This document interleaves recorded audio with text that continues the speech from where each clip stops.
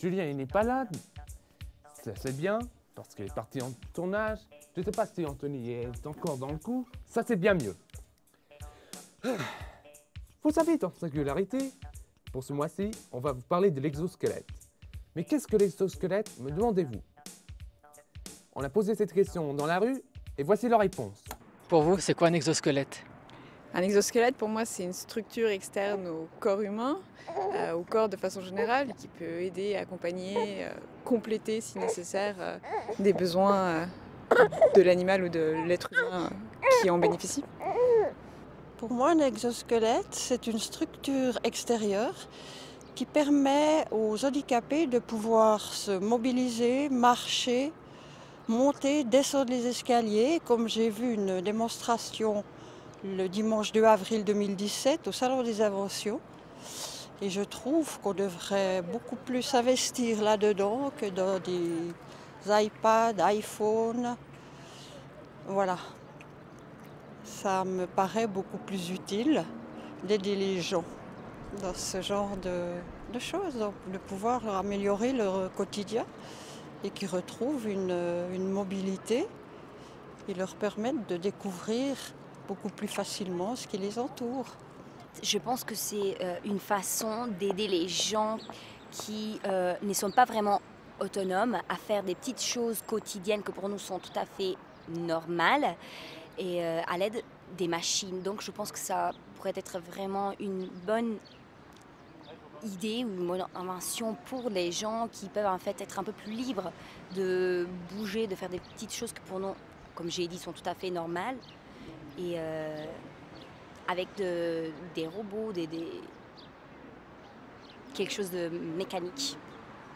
Je pense que c'est une sorte de structure pour essayer justement d'aider les personnes qui sont handicapées, dont la tétraplégie par exemple, ou qui ont été amputées d'un membre, de pouvoir réavoir la réhabilité de tous leurs membres.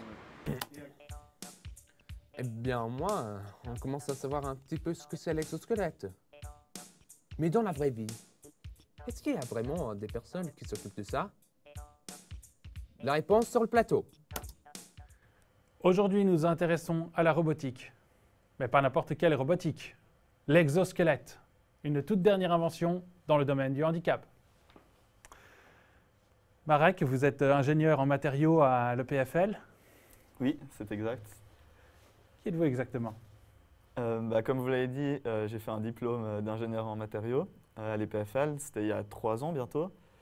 Et ensuite, j'ai travaillé surtout, je me suis spécialisé dans les matériaux dits composites, donc les fibres de carbone, les fibres de verre, qui sont des matériaux très haute performance et qui sont surtout utilisés dans l'aviation ou dans les sports de compétition. Ensuite, j'ai rejoint l'équipe Twice. Et maintenant, je travaille à essayer de commercialiser l'exosquelette, à essayer de trouver vraiment une application à notre technologie, quelque chose qui puisse être utile aux personnes qui en ont besoin. Rebecca, vous travaillez au HUG de Collonges-Bellerive. Oui, alors je suis ergothérapeute à Collonges-Bellerive au HUG. Je travaille en neuroréadaptation et puis on a depuis 6 mois fait l'acquisition d'un Arméo, donc qui est un exosquelette de rééducation du membre supérieur qu'on utilise donc depuis 6 mois assez régulièrement avec nos patients de neuroréadaptation. Donc avec différentes pathologies, donc des personnes qui ont eu des AVC, des personnes qui sont cérébro-lésées, et différentes atteintes au niveau cérébral et puis donc qui touchent soit le membre supérieur ou bien aussi dans certaines situations les facultés cognitives. Silke Pan, qui êtes-vous? À la base, j'ai un diplôme d'artiste de cirque, j'étais acrobate de cirque. J'ai eu un accident fin 2007, suite auquel je suis paraplégique. Après cela, je me suis spécialisée en tant que décoratrice, athlète élite, on va dire, à temps très complet en paracyclisme. Et depuis l'été passé, je fais partie du projet Twice en tant que pilote d'essai. Et comment justement s'est passé votre parcours? Comment avez-vous cheminé pour arriver jusqu'à Twice? C'est arrivé un petit peu par hasard. J'ai été contactée par un ami qui avait entendu que l'équipe à l'EPFL cherchait un pilote d'essai pour concourir au premier championnat international d'athlètes bioniques, donc d'athlètes handicapés augmentés. Et ils avaient, à ce qui me semble, un petit peu de peine à trouver la personne qu'il fallait. Quand l'équipe Twice m'a expliqué de quoi il s'agissait, d'abord j'ai été très très enthousiaste parce que je me disais waouh, c'est une chance de retrouver, de me rapprocher de nouveau du monde des valides. Et quand ils m'ont parlé de cette compétition au mois d'octobre, là on était début juillet, ils m'ont parlé, ils m'ont dit que la compétition serait le 8 octobre. Je me suis dit oui, pas de problème parce que j'aime les compétitions, c'est quelque chose que je fais aussi en paracyclisme et je pensais que c'était une super motivation. Vous savez, je suis parmi les habitués du Salon des Inventions, parce que j'y vais chaque année. Et c'était pendant cet événement-là qu'on a vu Sirkepan en train de tester l'exosquelette Twice. Et voici les images avec le reportage.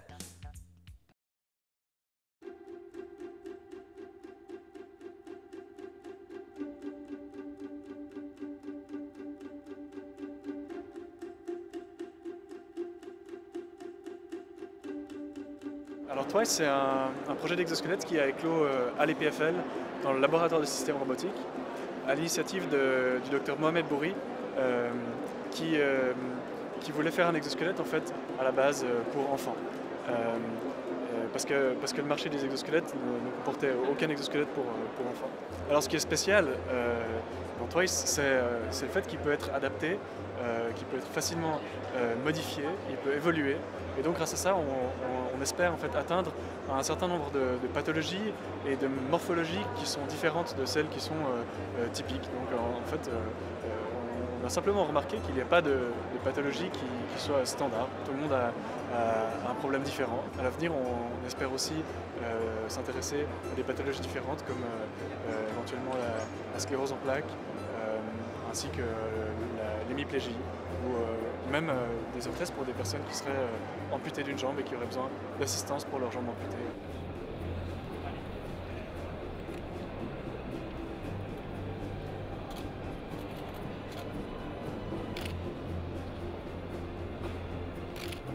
Pour le moment, l'exosquelette, je ne l'utilise pas encore dans la vie de tous les jours. Je l'utilise accompagné par les concepteurs parce que c'est encore un prototype. Je trouve que cet exosquelette est excellent. Après, bien sûr, comme dans toute chose, on peut toujours améliorer. Je pense que si on ne s'améliorait pas, le monde deviendrait bien ennuyeux. Donc c'est clair que moi j'aime bien leur donner des petites impulsions d'amélioration. Moi je suis une personne très active, donc je suis souvent assez pressée. Alors maintenant, disons que je dois aller prendre mon train et puis que je pars au dernier moment, j'aimerais pouvoir courir avec l'exosquelette. Voilà, des petites choses par exemple comme ça. Donc on a la marche lente qui nous permet d'approcher un obstacle d'une manière plus précise. La marche rapide qui est pour avancer sur une trajectoire rectiligne par exemple. La montée des escaliers, la descente des escaliers. La marche arrière rapide et lente. Ensuite, on a le canapé et le tabouret. Le canapé, c'est pour s'asseoir dans un canapé mou et très bas. Donc, l'exosquelette se plie vraiment beaucoup plus. Le fait d'être debout, de pouvoir voir mes jambes bouger alors que ces jambes, elles sont toujours complètement immobiles, ça donne la sensation de... C'est presque un rêve qui devient réalité. C'est presque irréel. C'est un peu, je dirais même miraculeux.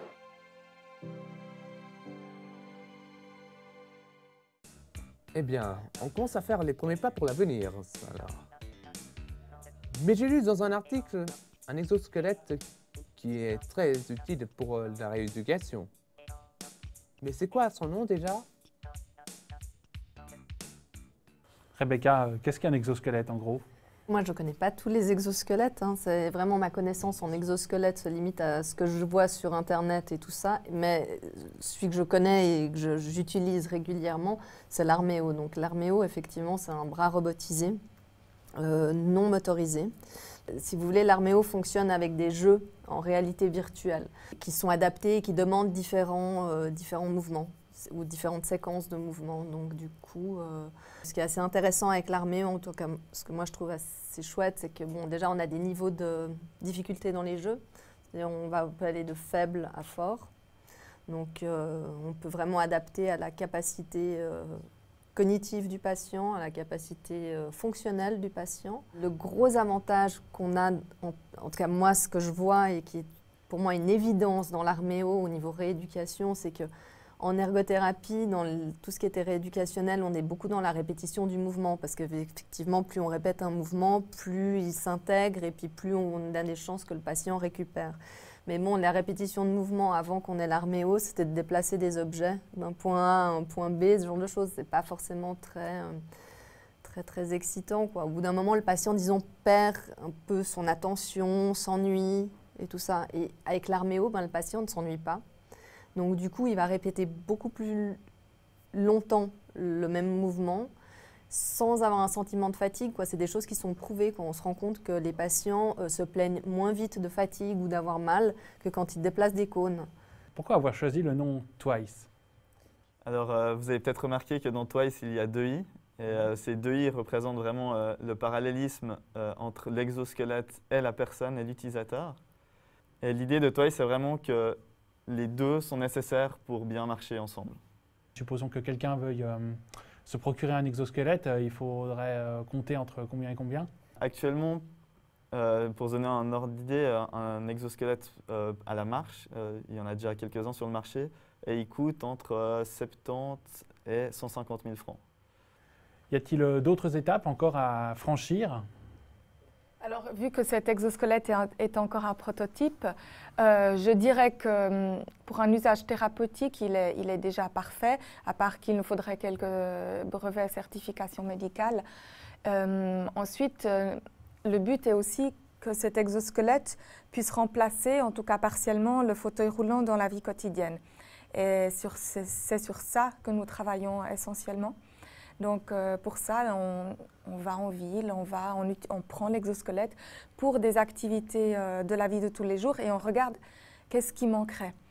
Une des choses qui manquerait, ce serait par exemple, si j'ai un stylo qui tombe par terre, pouvoir me baisser et le ramasser. Et puis ensuite, il y a aussi des aspects pour la sécurité. Vous voyez, moi quand je marche, je suis légèrement penchée en avant. C'est aussi une question d'équilibre. Si j'étais à la verticale complète, le fait de ne pas sentir le bas de mon corps, si je bascule en arrière, je n'arrive pas à me retenir. Et au contraire, quand je bascule en arrière avec le fauteuil roulant, je peux arrondir le dos et me protéger ma tête. Alors qu'avec l'exosquelette, je suis rigidifiée jusque sous la poitrine. Donc je tomberais droite et ce serait plutôt dangereux, je dirais. Rebecca, nous parlons jusque-là de rééducation et d'aide de personnes qui perdent leur mobilité, mais pour les personnes qui sont dans cette situation de naissance. Bon, dans mon travail, dans mon quotidien, j'y suis pas confrontée parce qu'effectivement, je travaille en neuro-réadaptation, mais on pourrait utiliser l'Arméo, en tout cas ce pourquoi j'utilise l'exosquelette dans mon travail, on pourrait l'utiliser très bien avec aussi des gens qui sont handicapés de naissance. Comme la robotique et puis tous ces exosquelettes sont en pleine expansion, je pense qu'on pourrait aussi adapter des choses justement à des besoins plus spécifiques par rapport au domicile, aux besoins de fonctionnement dans les AVQ, ce qui toucherait effectivement les personnes handicapées de naissance qui justement vivent de manière plus ou moins autonome chez elles et permettrait une autonomie plus importante. Je connais quelqu'un qui est dans une chaise roulante depuis sa naissance et j'ai remarqué ses jambes sont devenues presque tellement rigides que je ne pense pas qu'un exosquelette pourrait l'aider. Justement, il y a des personnes qui sont handicapées de naissance ou par accident. Et maintenant, justement, dans les cliniques de réhabilitation, on fait très attention à remobiliser le corps le plus rapidement possible, même si c'est passivement, parce que justement, les articulations se rigidifient. Et c'est aussi une prévention pour ça. Un enfant qui est handicapé de naissance, si à la naissance il est capable de tendre son corps et de bouger ses jambes, s'il a encore cette souplesse, je pense que c'est très important de pouvoir qu'il puisse justement très rapidement être mobilisé et peut-être se mettre dans un exosquelette pour éviter que pendant la croissance, finalement, il reste en position assise. Justement, ce que vous disiez avec Twice, parce que je ne connaissais pas Twice, je découvre sur ce plateau, mais justement que vous vouliez le moduler pour qu'il puisse suivre une croissance, mais c'est là où on rejoint l'handicap de naissance, où je me dis quelque part, il y a quelque chose, il y a une clé qui est géniale là derrière, parce qu'effectivement, c'est au moment de la croissance où on va éviter une fonte musculaire, on va éviter que les membres se figent, et puis s'il y a une utilisation, alors, je ne suis pas médecin, mais quotidienne et régulière de ça, je pense qu'on peut obtenir des super résultats. Pour un enfant qui est handicapé de naissance, le fait de pouvoir se mettre rapidement dans un exosquelette lui permet aussi de développer la connectivité, enfin son cerveau, tout ce qui est mouvement, qui est sinon laissé, qui n'est jamais utilisé. Je suis sûre que même si les jambes d'un enfant ne sont pas capables de marcher, la partie du cerveau qui est censée contrôler le mouvement des jambes peut très bien fonctionner à 100%. Et ça permet aussi un développement, parce qu'il est prouvé maintenant qu'un enfant qui fait du sport, surtout des sports qui demandent beaucoup de coordination et d'équilibre, comme par exemple la gymnastique, permet aussi un développement amélioré de l'intelligence. Il y a ce point-là. Ensuite, un enfant qui est handicapé de naissance, je pense peut-être même plus encore que pour un adulte, il y a un gros souci aussi de confiance en lui. Il est forcément mis de côté. Forcément, en étant toujours dans une chaise roulante, il ne fait pas partie des autres enfants. Un enfant, il aimerait, même dans l'habillement, vous voyez, il a envie de s'habiller comme ses copains. Et puis en étant en chaise roulante, moi je le sens bien, même en tant qu'adulte, on est dans un autre monde. Mais pour un enfant, ça c'est encore plus fort. Et le fait de pouvoir un moment, peut-être dans la journée, se mettre debout et faire partie des jeux et de la discussion des autres enfants, et il est intégré, il va se sentir beaucoup plus intégré. Et le fait d'avoir une meilleure confiance en lui, ça va lui permettre aussi d'appréhender sa vie d'adulte avec beaucoup plus de confiance et donc beaucoup plus de succès. Eh bien, si j'ai bien compris, dans le Sekepan, pour être debout dans sa tête, il faut être debout physiquement. Et une fois n'étant pas coutume, Thomas Wiesel, l'humoriste qui normalement marche sur ses deux pieds, il se met au même niveau que Frédéric dans Reflet commun.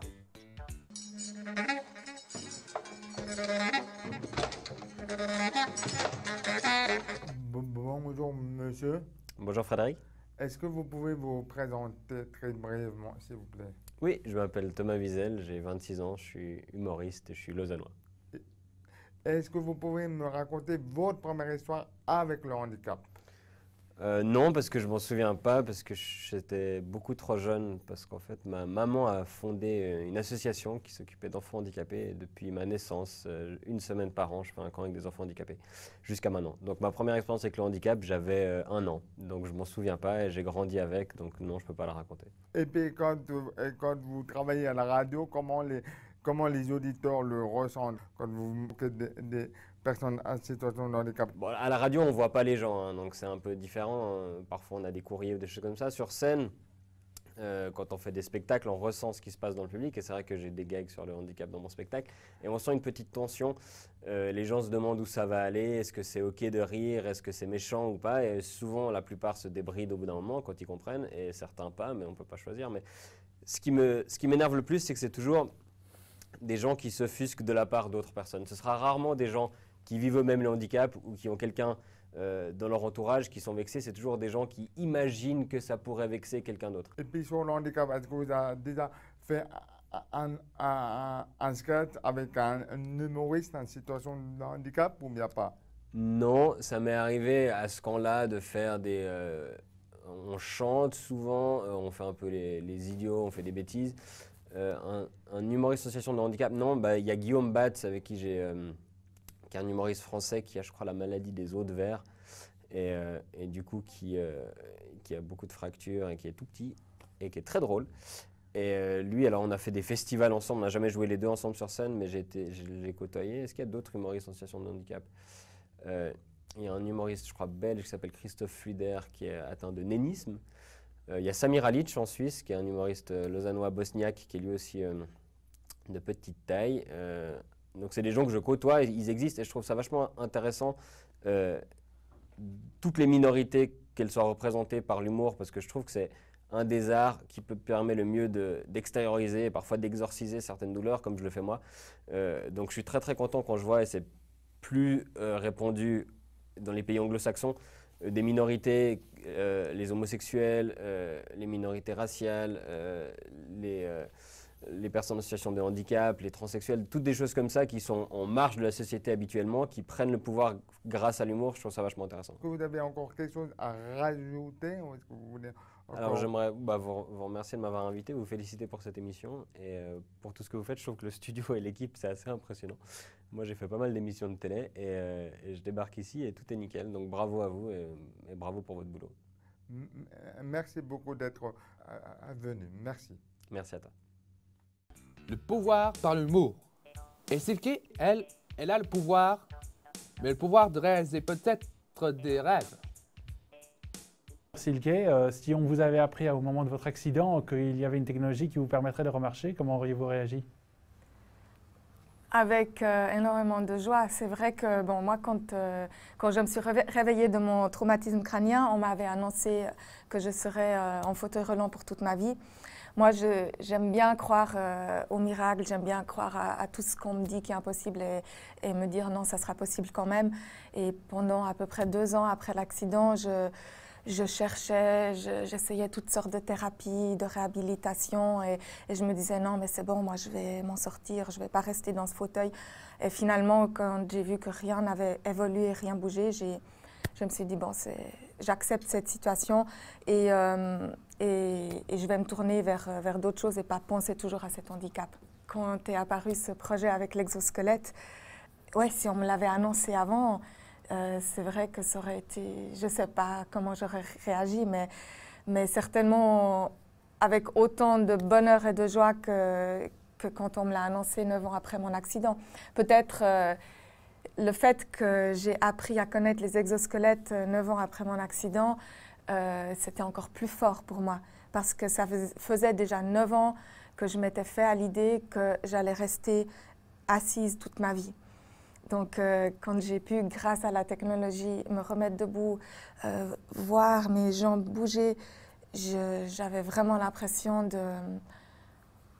d'un mirage, d'un rêve qui se réalisait, quelque chose d'impossible qui était devenu réalité. Eh bien, j'espère en tout cas que les assurances arriveront à rembourser certains exosquelettes, en tout cas dans le futur. Alors c'est sûr, et puis pour les y pousser, on va essayer de notre côté de les rendre les plus abordables possibles et les plus utiles possibles pour les convaincre que c'est la bonne solution. Merci à vous d'être venu sur notre plateau aujourd'hui et d'avoir témoigné. Merci pour l'invitation. Je pense que c'était un plaisir pour moi de partager sur un sujet que je trouve tellement important pour toute notre société. Merci à vous d'avoir organisé cette magnifique réunion avec tous les protagonistes travaillant autour des exosquelettes et de la rééducation. Oui, moi je vous remercie aussi pour l'invitation et puis j'ai vraiment trouvé qu'on a eu un échange très riche, tant techniquement que humainement. Et voilà, donc je vous remercie. Et je vous en prie. Eh bien voilà, comme vous pouvez voir, l'exosquelette, c'est plus que de la science-fiction. C'est un rêve qui devient réalité pour ceux qui en ont besoin. Et oui. Ah, et n'oubliez pas que si vous voulez voir ou revoir l'émission où vous voulez, quand vous voulez et avec qui vous voulez, rendez-vous sur le site qui s'affiche là-dessous. Et à très bientôt dans Singularité.